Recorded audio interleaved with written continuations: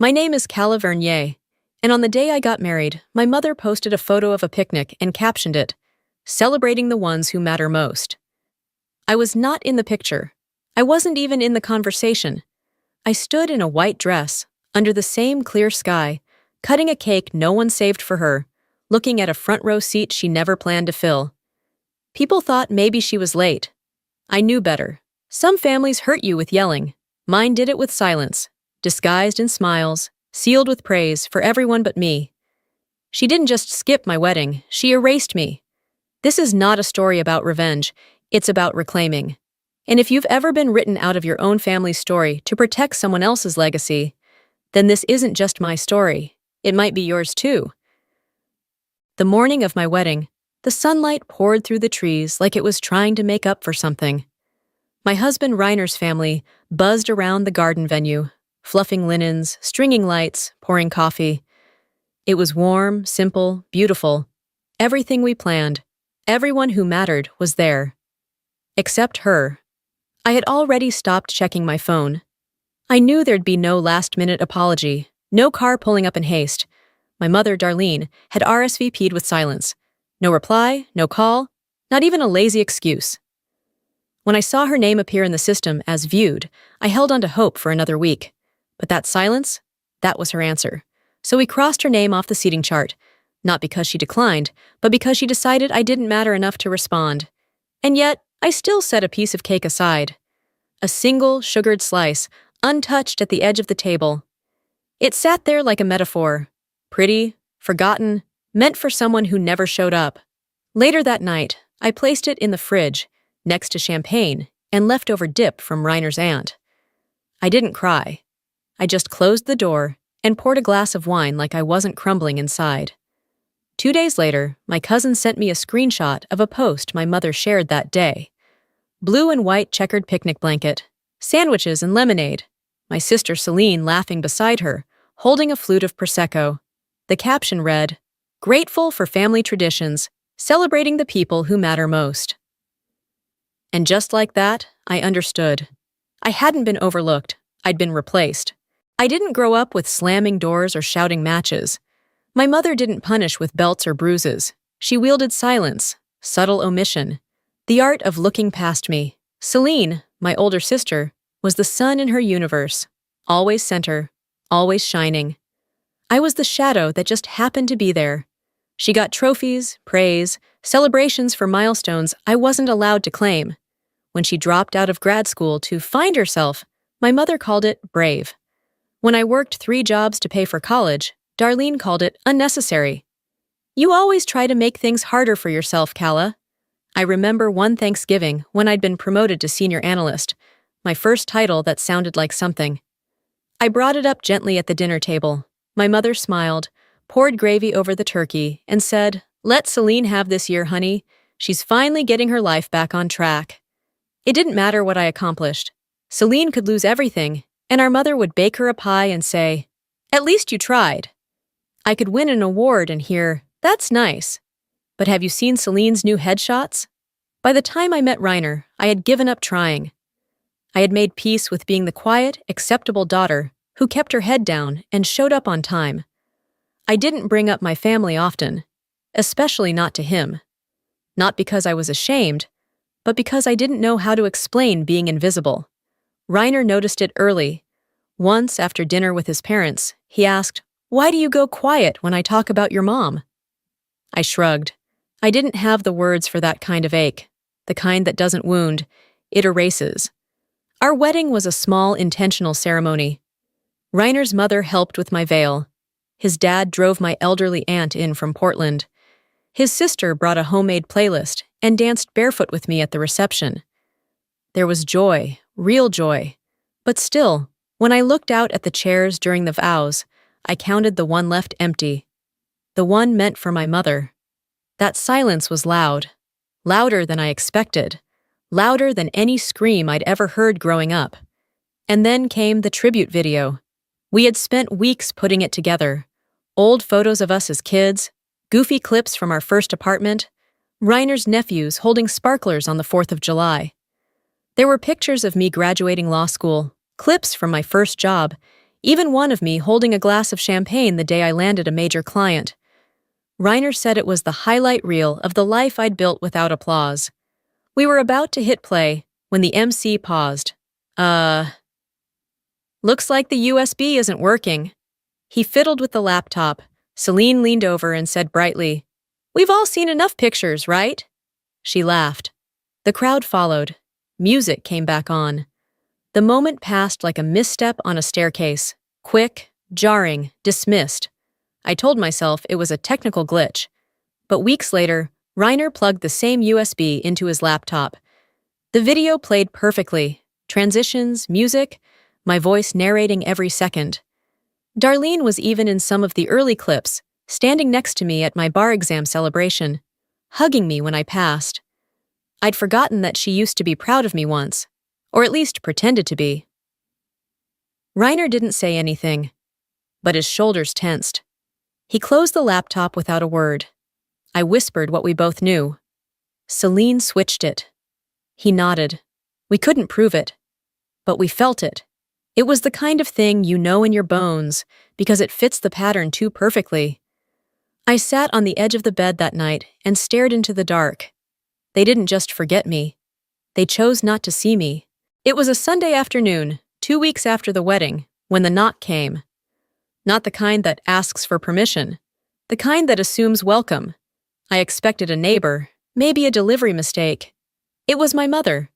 Darlene stood there with 2 hard-shell suitcases and a smile she'd rehearsed in a mirror.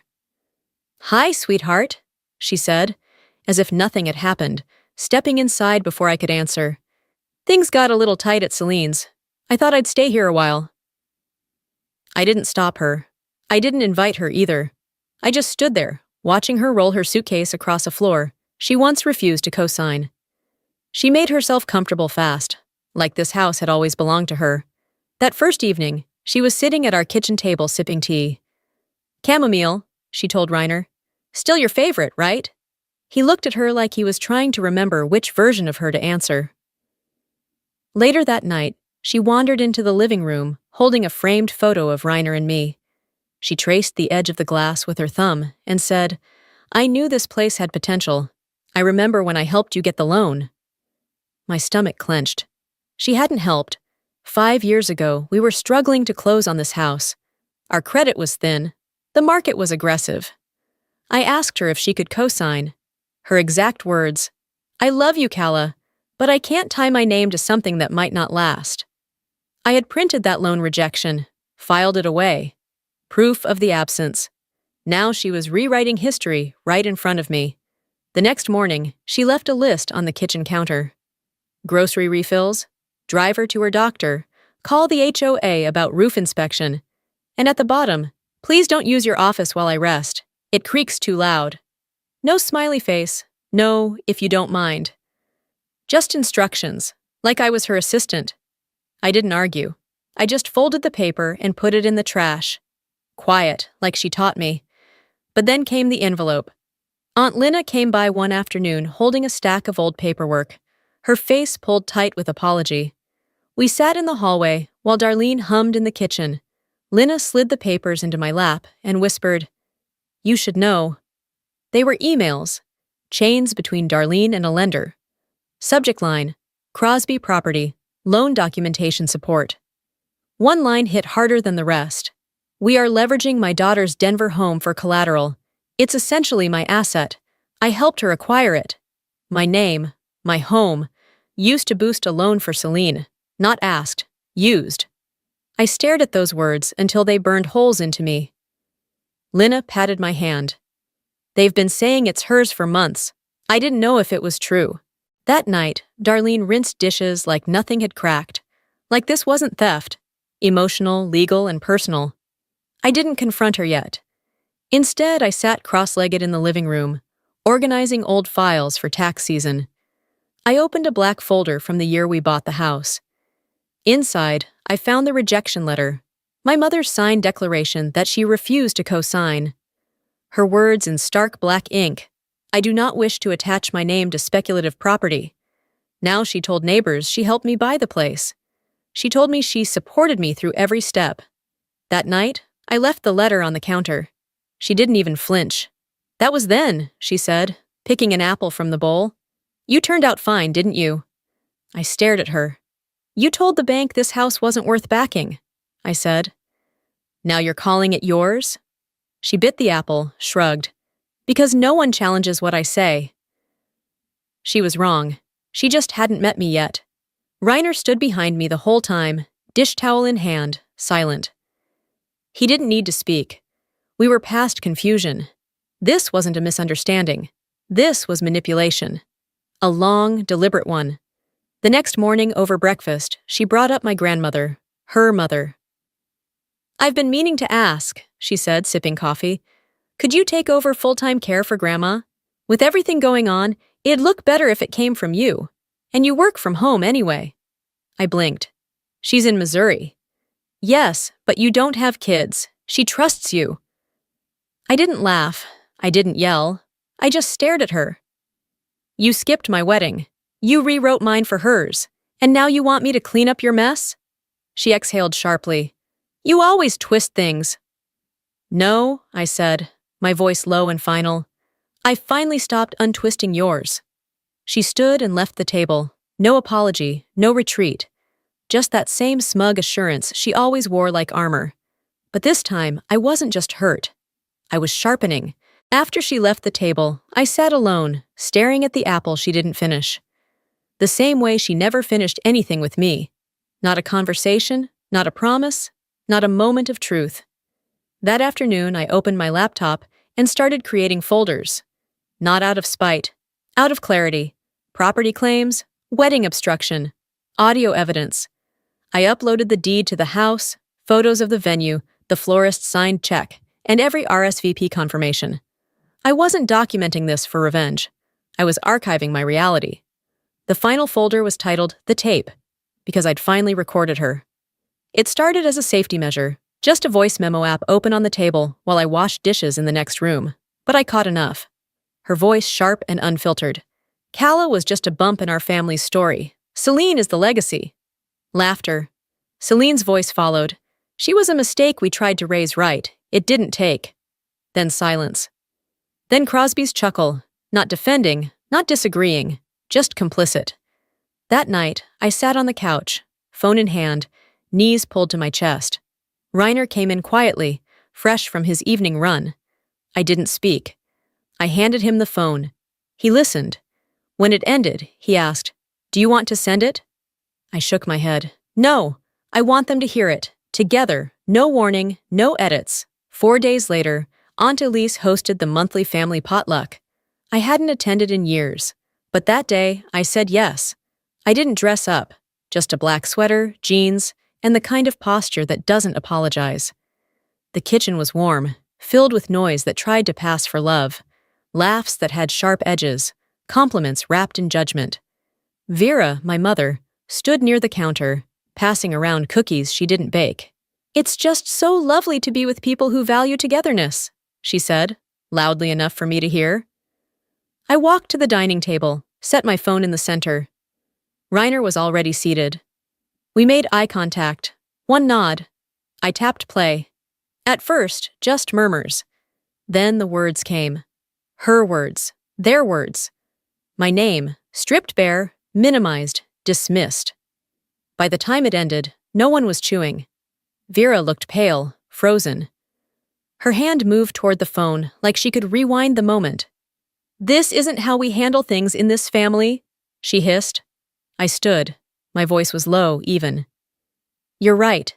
That's why I'm not doing it your way anymore." I didn't expect applause. I didn't need it. The finality. But I saw eyes widen. I saw my cousins lower their drinks. I saw Aunt Elise wipe at her eyes and begin clearing plates early, muttering, "Maybe we all needed to hear it." No apology came. Not from Vera. Not from Celine. But it didn't matter, because I had stopped needing permission to be visible. The next day, Vera posted on Facebook a photo of my house, cropped to perfection. The caption read, "30 years ago, I began building a home for our family legacy. Today, I'm proud to still be guiding that legacy from the home where our children grew up." There was no trace of me, just white siding, manicured grass, and lies. So I posted 3 images to the neighborhood forum, her Facebook post, my mortgage deed, and a still shot from our tribute video, the one she tried to bury. Me, smiling beside Reiner, joy untouched. The comments came fast. Wow, so you're the one who's owned that place all along. That video! I cried. Thank you for sharing the truth. Even one woman wrote, I donated to Celine's venture because your mom said the house was her backing. I'd like a word with someone. Within 48 hours, Vera's persona cracked under the weight of her own fabrication. Screenshots surfaced. Old messages leaked. Friends pulled away. Even her church group leader commented, Legacy is built on truth, not theater. I didn't cheer. I didn't respond. I baked lemon loaf for Reiner's coworkers and watered the plants. Then, on a gray Sunday evening, Vera showed up again. No suitcase, no bags. Just her. Her voice was low. I don't know what to say. I stood in the doorway, didn't invite her in. You already did, I said. Every time you said nothing. She blinked too fast, searching for tears that didn't come. I never thought you'd turn cold. I met her eyes. I'm not cold, I'm clear. And I closed the door, not with anger, with finality. Weeks passed, soft and steady. No more knocks, no more updates from cousins trying to stay neutral, no more online performances of motherhood, just silence. But this time, the silence wasn't suffocating. It was space. One Saturday morning, I hosted brunch for Reiner's family. His parents brought bakery pastries. His sister arrived with her 2 kids and a pitcher of fresh squeezed orange juice. The older one, a girl about 7, darted into the kitchen while I was folding napkins into leaf shapes, just out of habit. She paused, tilting her head. That's pretty. Who taught you that? I smiled faintly and pressed the folded napkin beside her plate. No one who stayed, I said, but someone who taught me how to leave. She didn't get it. She didn't need to. She just beamed and ran back to the living room, where laughter was already echoing off the walls. After they left, I sat quietly in the sunlit kitchen, alone with the leftover lemon loaf and the half-folded napkins. I didn't feel lonely. I felt full. Not from food, but from presence, from the kind of love that doesn't require grand gestures or spotless legacy. That night, I curled up on the couch with my journal, unsure how to wrap up something that had unraveled for so long. So I just wrote the truth. My mother didn't just skip my wedding. She skipped showing up for the woman I became. Then I paused and added, but I don't measure love by who claps loudest or who posts the most. I measure it by who shows up when no one's watching. That's the thing about building a life. You think it's about the milestones, vows, birthdays, housewarmings, but it's really about who brings your trash bin in when you forget, who checks the pilot light when the heat goes out, who folds napkins beside you, not to judge, but just to be near. I remembered the bouquet I threw, not for show, but out of hope. I remembered the video that didn't play, and the one Reiner kept anyway. And I remembered the little girl asking about the napkin fold, seeing something beautiful and assuming it came from love. Maybe that's how the next generation learns, not from the loudest voice in the room, but from the quiet ones who choose honesty over tradition. I closed the journal and whispered, not to anyone, not even to myself, but into the stillness. Sometimes the family you build is the one you finally get to choose. And I meant it. I didn't invite a single one of my siblings to my wedding. And no, I don't regret it. My name is Sylvie Heron, and I'm the youngest of 5. You'd think being the baby of the family might come with a little extra love, maybe even a few privileges. But for me, it meant invisibility. While my brothers and sister grew up close in age and tightly knit, I was the afterthought, the tag-along, the kid they barely acknowledged, except when it was inconvenient to have me around. People say family is forever. But what if your family never made space for you in the first place? What if they deliberately excluded you from the most important days of their lives? Again and again. That's my story. And on my wedding day, I decided I wouldn't pretend anymore. I wouldn't play the role of the forgotten little sister who smiled through her own erasure. What followed after I left them off the guest list? Well, let's just say, they finally noticed me. I used to believe that one day they'd finally see me, that if I was quiet enough, kind enough, good enough, someone in my family would finally say, "Hey, she matters." But that day never came. I was 10 years old when the pattern began. My oldest brother, Mike, was getting married. I remember sitting at the kitchen table, legs swinging under the chair, begging my mom to let me wear one of her necklaces to the wedding. I'd already imagined the whole day, how I'd watch Mike stand at the altar, how I'd smile at his bride as she walked down the aisle. But then came the conversation. "Sweetie," my mom said gently, "Mike and his fiancée are having a child-free wedding. You're not going." I blinked. "But I'm not like other kids. I'll be good." She smiled, patted my head, and said something like, "You'll understand when you're older." I didn't. I sat in my room while the rest of the family got dressed in formal clothes and drove off to a celebration I wasn't allowed to be part of. That day, I learned something important.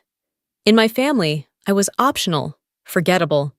When Jonah got engaged 2 years later, I was 12. I was quieter then, more careful. I'd stopped whining, stopped asking for things that might seem like a bother. So when my parents broke the news, another child-free wedding, I said nothing. I just smiled a little and nodded. I made sure not to cry in front of them this time.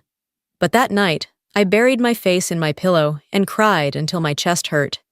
It became a ritual. Marla's wedding when I was 15?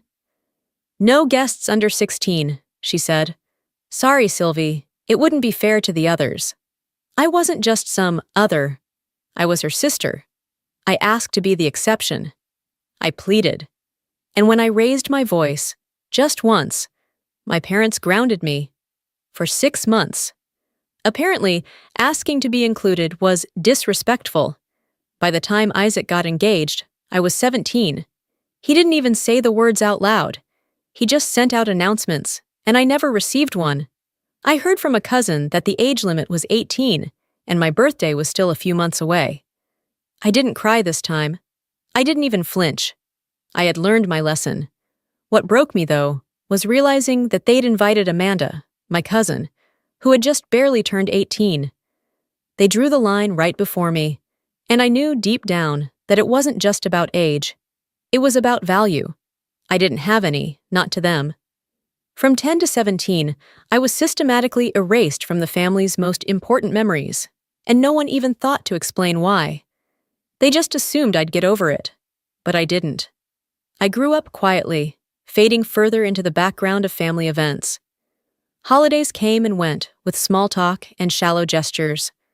No one asked me about school, about my dreams, or about how I felt being left out 4 times.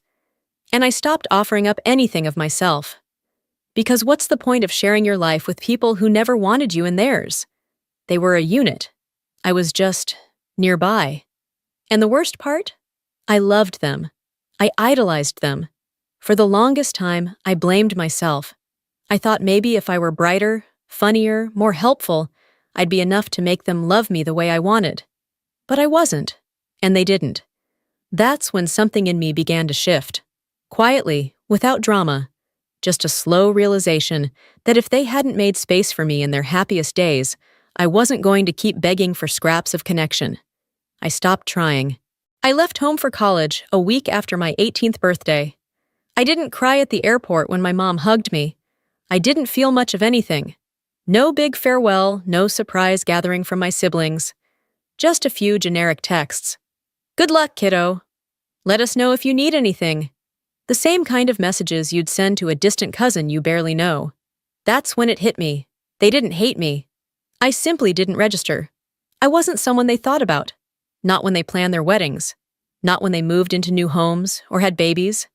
I was a background detail in their lives. So, I started doing something radical. I stopped hoping. I didn't cut them off, not yet. But I started shrinking my emotional investment. I showed up for holidays out of obligation. I responded to group texts when necessary. But I stopped reaching out first. I stopped trying to belong. And then I met Nolan. He wasn't flashy or loud, but he noticed things. The kind of person who remembered the name of your childhood dog after one conversation. The first time I talked about my family, it wasn't even meant to be a deep moment. I was just venting about how weird it felt to be so excluded growing up. They didn't invite you? Not once? He asked, stunned.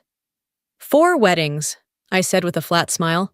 4 child-free policies. 4 times I stayed home. And none of them even reconsidered? You were, what, 10? 15? I nodded. That's not normal, Sylvie. That's cruel. Hearing it out loud from someone else, it undid something inside me. I'd convinced myself for years that I was being dramatic, that I needed to just get over it. But Nolan didn't let it slide. He looked me right in the eye and said, "You were a child. That kind of rejection sticks with people." I think that's when I began to truly understand. It wasn't me. I wasn't too sensitive, or too needy, or too immature. I was just a kid who wanted to be loved and included, and my family chose convenience and uniformity over compassion. When Nolan proposed 2 years later, I was overwhelmed with joy. Not just because I loved him, but because this time, finally, this time I'd get to be part of a wedding. My own. And right away, I knew one thing. I wasn't going to invite them. It wasn't some dramatic decision. I didn't scream into a pillow or write angry letters. I just didn't include them. No calls, no invites, no explanations. I created a guest list filled with people who had actually been there for me. Friends from college, Nolan's kind parents, a few coworkers who'd become family in every way that mattered. When my mom called one afternoon, her tone sugary sweet, I knew it was coming. "So, Sylvie," she chirped, "how's the wedding planning coming along?" "Good," I replied carefully. "That's great. Just wondering, your brothers and sister haven't gotten their invitations yet. Maybe something got lost in the mail?" I paused. Then, without hesitation, I said, "They weren't lost. I didn't send them." Silence. Heavy, disbelieving silence. And then came the storm. "How could you do this?" she gasped. "They're your family." I took a deep breath. They didn't think I was family when they left me out of every wedding. Not one of them even asked if I wanted to be there, so I'm just giving them the same courtesy. "That was different. You were young. It wasn't personal." But it felt personal. Every single time. She started crying, switching to her usual line. "Family is all you have. You'll regret this." Maybe. But at that moment, I didn't feel guilt. I felt relief. I was finally drawing a boundary they couldn't cross. Not with tears, not with guilt, not with shame. I wasn't punishing them. I wasn't trying to hurt them. I just wasn't inviting them. And that made them furious. It didn't take long for everything to implode. The day after I told my mom, the family group chat, yes, the one I'd been muted from for over a year, lit up like a fireworks display. Rachel, my sister, was first. She always was. "Hey, Sylvie. Mail's weird these days, huh? None of us got our invites. Just checking in." I didn't reply. Then Jonah followed, less subtle. "What's going on? Are we not invited to your wedding?" I stared at my phone, heart pounding, but hands steady. For once, I didn't feel like the little girl who needed to explain herself. I felt like a grown woman who didn't owe anyone anything. I left their messages unread. No apology, no explanation. Just silence. Nolan noticed I was quiet over dinner and asked gently, "Do you want to talk about it?" I handed him the phone. He read the texts, then placed it down. "You don't owe them a thing," he said. "I know," I whispered. "But I also know what comes next." The next morning, it wasn't texts. It was a knock on my apartment door. My parents. No warning. My mom stormed in the second I cracked it open. Her face was flushed, not from concern, but from the sheer indignation of being ignored. "What are you thinking, Sylvie?" she snapped. "Not inviting your siblings to your wedding? What kind of daughter does that?" I stayed calm. The kind who got left out of 4 weddings and learned not to beg for love. She blinked. My dad stepped forward, voice stern. "You're acting childish." "I was a child," I said sharply, "when they told me I wasn't old enough, when they looked me in the eye and said I didn't belong. Don't you dare call me childish for finally making peace with the truth." My mom's face crumpled. "They didn't mean to hurt you." "But they did," I replied. And I'm done pretending they didn't. They left frustrated, unable to convince me. And that's when the messages started getting ugly. Chris texted, "You're selfish, Sylvie. We included you in our lives whenever we could. You're ruining this family over old drama." Rachel posted a Facebook status. "Family is forever, even when some people forget what that word means." Isaac messaged me something short and bitter. "You're being petty. Grow up." I didn't answer. I blocked them one by one. I could feel the old guilt trying to worm its way back in. That same sickly, gnawing feeling that maybe I was being too harsh. Maybe I was doing the very thing I hated, cutting people out. But then Nolan held me one night while I scrolled through their insults and said softly, "I'm proud of you." "For what?" I asked. "For not shrinking anymore, for choosing yourself." That sentence rewired something inside me. The next week, things escalated again. My aunt, who hadn't called me in years, suddenly rang. I answered, wary. "Sylvie, honey," she began in that syrupy tone that always made me feel like a toddler. "I just don't understand why you're doing this. Family is family." "It's not about the wedding," I said flatly. "It's about the years before that. You didn't see it, but I lived it." "They were young. You're old enough now to move on." "I did move on. This is me moving on." She sighed dramatically. "Well, I just hope you don't regret it someday." I hung up. Then came the final straw. My mom showed up again. Sunday afternoon. I was in pajamas, halfway through brunch with Nolan. She knocked. I opened. "We need to talk," she said immediately. "No, we don't," I replied, blocking the door. She pushed slightly. "Your siblings are devastated. Do you really want to destroy this family over—" I stopped her cold. "They destroyed it when they decided I didn't matter. This is just me finally believing them." She started crying, loud theatrical sobs like I hadn't heard since I was a child. "You'll regret this, Sylvie. One day you'll miss us." "I don't think I will," I said calmly. "I miss what I wished we were, but you've shown me who you really are." Nolan stepped in then. "It's time to go." She looked between us, me resolute, him unwavering, and left. Later that night, Chris texted from a different number after I'd blocked his usual one. "You slammed the door in Mom's face. What the hell happened to you?" Nolan glanced over my shoulder, read it, and said, "Block him too." And I did. I blocked them all. Every sibling, every guilt-trip relative, every person who thought their nostalgia outweighed my reality. And for the first time in my life, the silence felt like freedom. The morning of my wedding was quiet, almost unnervingly so. No angry texts, no missed calls, no more attempts to guilt me into changing my mind. I remember sitting at the edge of the bed in a silk robe, sunlight spilling through the curtains, feeling like I was holding my breath. Nolan and I had decided not to do the traditional first look, but we'd written letters to each other instead. His was waiting for me on the vanity, tucked inside an envelope with my name written in his calm, neat handwriting. "M, today we make a new start, one that's ours, no expectations, no pressure, no ghosts at the table, just us, and the people who've shown up for us consistently and truly. I'll see you soon. You're not alone anymore." I reread that last line twice. I wasn't alone. The venue we chose was small but perfect.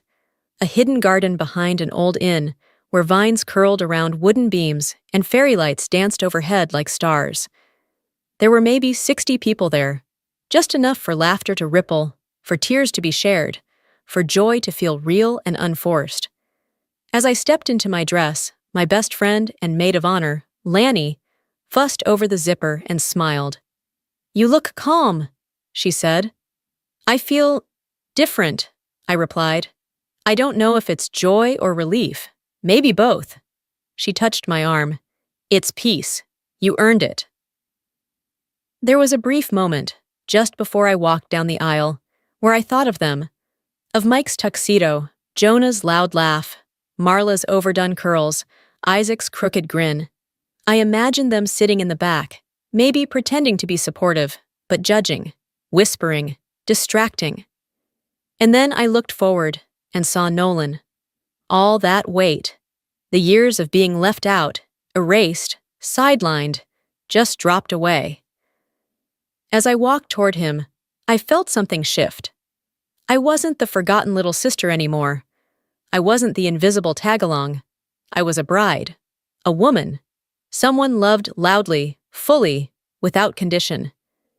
We exchanged vows under a wooden arch draped in wisteria. Nolan promised to never make me feel small, to always choose truth over comfort. I promised to protect my own worth, to never chase love that comes with strings or silence. When we kissed, the applause wasn't thunderous. It was warm. It felt like the sound of real affection, not forced family obligation. At the reception, we danced barefoot under the lights, laughing like kids and holding each other like we'd known every version of ourselves through every year. At some point, my cousin Violet, one of the few relatives who had always treated me kindly, pulled me aside. "You probably don't want to hear this," she whispered, "but your mom and Marla are apparently having a dinner party tonight, like an alternate event." I blinked, then laughed. "Seriously?" She nodded. "Some extended family went, but most of them said it was weird and awkward." I shrugged. "Let them have it.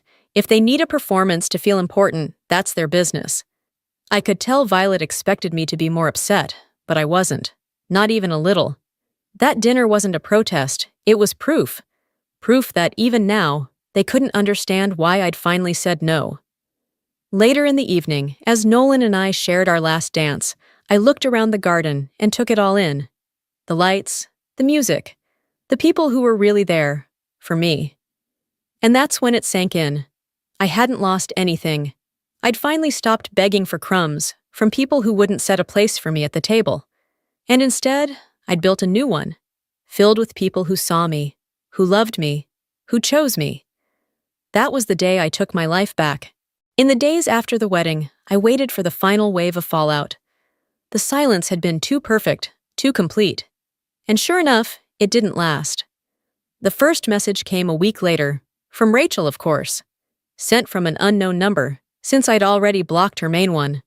"Saw pictures from your wedding. A garden? Looked casual. But I guess that's your style." No congratulations, no reflection. Just a passive-aggressive dig wrapped in artificial politeness. I didn't reply. Then came the whispers from extended family. Messages from people I hadn't spoken to in years. They said things like, "Your mom's been crying every day. Your siblings are heartbroken. This is all just a misunderstanding, isn't it?" But it wasn't. It was years of being pushed aside.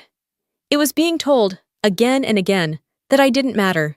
And when I finally acted on that truth, it wasn't revenge. It was reality. One afternoon, Nolan and I were on the couch, watching reruns and finishing leftover cake, when he asked gently, "Do you regret it? Not inviting them?" I didn't even have to think. No. I thought I would. I really did. But I don't miss them. I don't miss the feeling of being tolerated instead of loved. He smiled and squeezed my hand. "Good. You deserve better." A few days later, one last message came through. Rachel again, this time from yet another number. "You've destroyed this family. I hope you're happy." I read it. I breathed in. Then I deleted it without a word. Because here's the thing.